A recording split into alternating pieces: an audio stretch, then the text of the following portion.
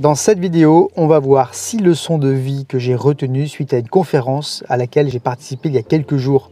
Une conférence sur la thématique du développement personnel, sur la notion de résilience, ou comment faire de sa vie un chef-d'œuvre après avoir connu des moments extrêmement difficiles et douloureux.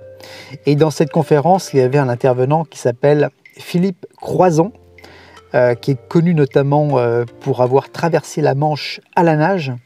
Et Philippe Croizon est handicapé, et handicapé de ses 4 membres. Il a 4 membres en moins. Et malgré ça, il a réussi cet exploit absolument incroyable de la traversée de la Manche.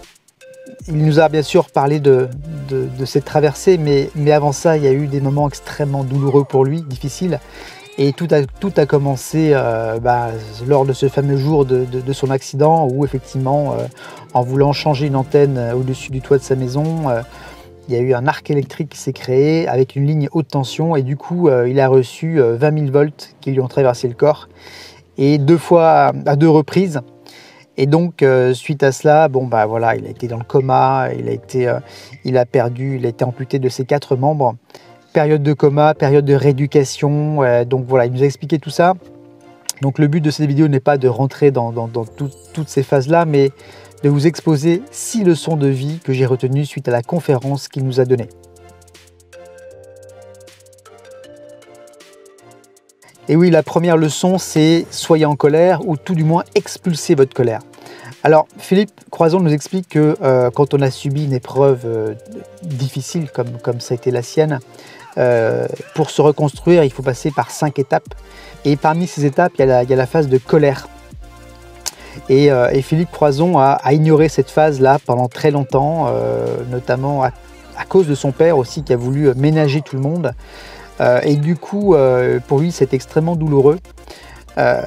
Et donc cette phase de colère, elle est importante. Alors on peut l'exprimer de différentes façons. On peut l'exprimer en consultant pourquoi pas un psychologue, ou en faisant du sport, en faisant une activité artistique ou physique ou quoi que ce soit. Mais l'idée c'est lorsqu'on a subi des choses vraiment difficiles, il est important d'expulser cette colère et surtout de ne pas la retenir, la contenir, parce que ceci c'est un processus qui peut être très douloureux et très néfaste.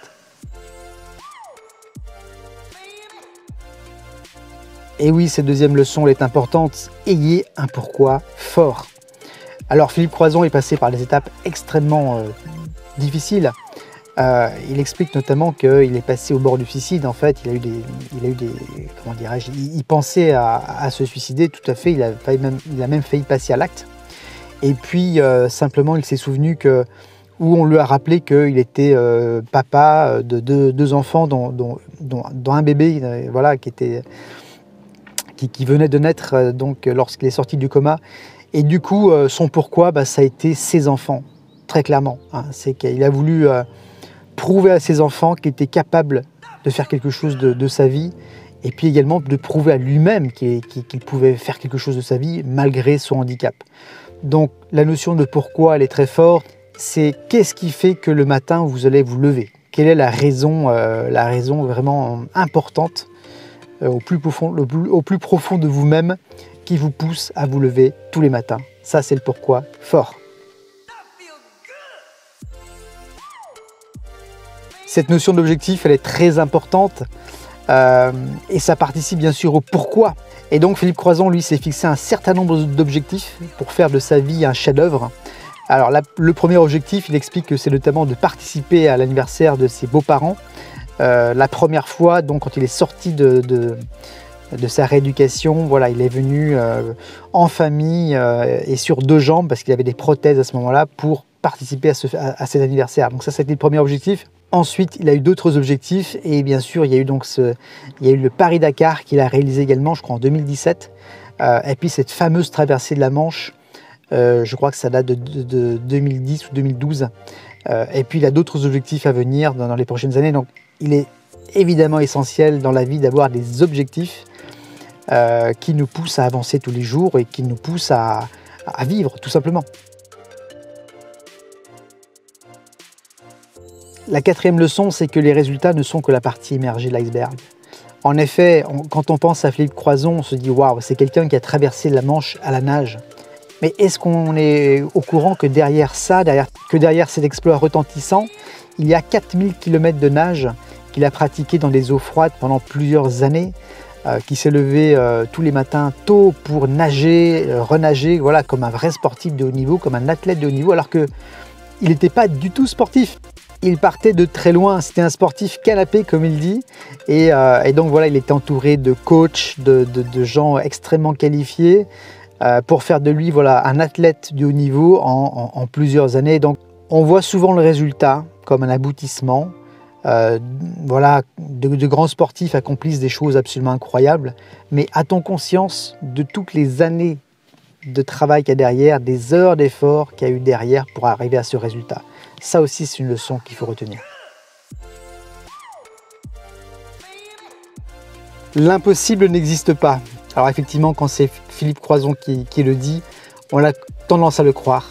Lui qui a réalisé tant d'exploits, tels que notamment faire le Paris-Dakar, traverser la Manche à la nage, relier également 5 continents à la nage, hein, c'est également un exploit qu'il a réalisé ces dernières années. On se dit effectivement que tout est possible. Et nous sommes nous-mêmes nos propres limitateurs. Et j'aime bien ce proverbe qui dit finalement que je ne savais pas que c'était impossible et finalement je l'ai fait. Et oui, oser demander, ça c'est très important. Et Philippe Croizon nous explique que s'il n'avait pas osé demander, eh bien personne ne serait venu vers lui. Donc c'est lui qui a fait la démarche d'aller voir les gens, d'aller demander des sponsors, d'aller demander de l'argent par exemple à des élus pour des événements en particulier. Et puis il a partagé avec nous cette anecdote absolument incroyable où il s'est lancé un challenge, c'est-à-dire de récolter 50 000 abonnés sur Twitter en plusieurs mois. Et finalement il a eu ses abonnés en quelques heures. Du coup il s'est dit écoutez, je vais contacter Elon Musk pour savoir si je peux partir dans l'espace.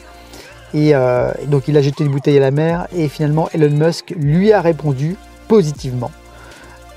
Et donc Philippe Croizon va partir au mois de septembre aux États-Unis pour participer à une expédition possible et prochaine. Donc quelle leçon!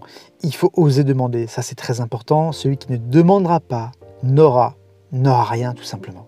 On est passé du rire aux larmes dans sa conférence, de l'éclat de rire aux larmes. Donc c'est vraiment une conférence absolument incroyable. Philippe Croizon nous a partagé le fait qu'il y a 3 piliers majeurs qui font qu'il est toujours aujourd'hui parmi nous. Le premier pilier, c'est sa famille, ce sont ses proches, son entourage qui l'ont chouchouté en tout cas toutes ces années. Et en tout cas, c'est certainement le pourquoi le plus fort pour lui. Le deuxième pilier, c'est l'humour. Et Philippe Croizon fait preuve d'une autodérision absolument incroyable, déconcertante.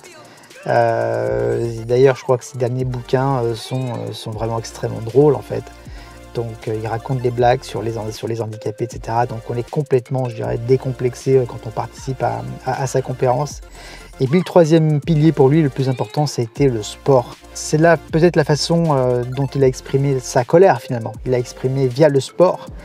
En tout cas, c'était pour lui un moteur extrêmement important. Merci pour votre écoute et puis à très vite dans une prochaine vidéo. Bye bye.